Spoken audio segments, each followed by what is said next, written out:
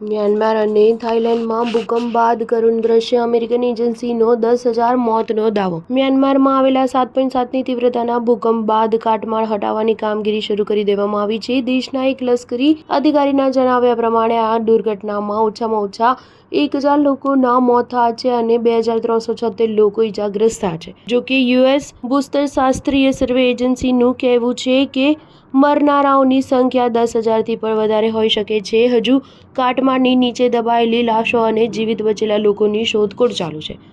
28 March શુક્રવારે આવેલા આ ભૂકંપ એટલો શક્તિશાળી અને ભયાનક હતો કે 900 કિલોમીટર દૂર આવેલા થાઇલેન્ડની રાજધાની બેંકોકમાં પણ તેની અસર જોવા મળી હતી. એક મીડિયા અહેવાલ પ્રમાણે કેટલી ઐતિહાસિક ઇમારતો અને પુલ જમીનદોસ્ત થઈ ગયા છે.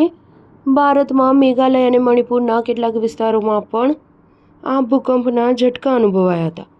આ સિવાય બાંગ્લાદેશ અને ઢાકા અને ચટગાંવની સાથે સાથે ચીનમાં કેટલાક વિસ્તારોમાં તેની અસર જોવા મળી હતી. મ્યાનમારમાં થયેલી આ દુર્ઘટનામાં બચી ગયેલા એક વ્યક્તિએ જણાવ્યું કે ભૂકંપ આવ્યો ત્યારે તે બાથરૂમમાં હતો અને તેની સાથેના કેટલાક અન્ય લોકોએ પણ બહાર નીકળવાનો પ્રયાસ કર્યો હતો, પરંતુ તે પછી બીજો ભૂકંપ આવ્યો અને ઇમારત ધરાશાયી થઈ ગઈ હતી.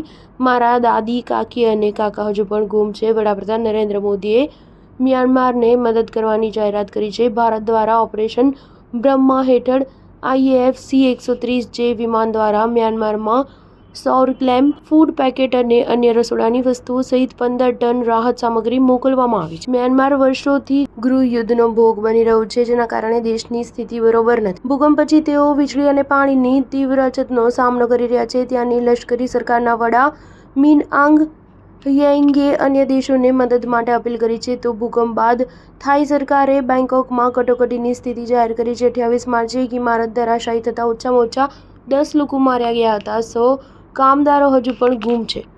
સ્ટાર ન્યૂઝ 7 હંમેશા સચ્ચાઈની સાથે.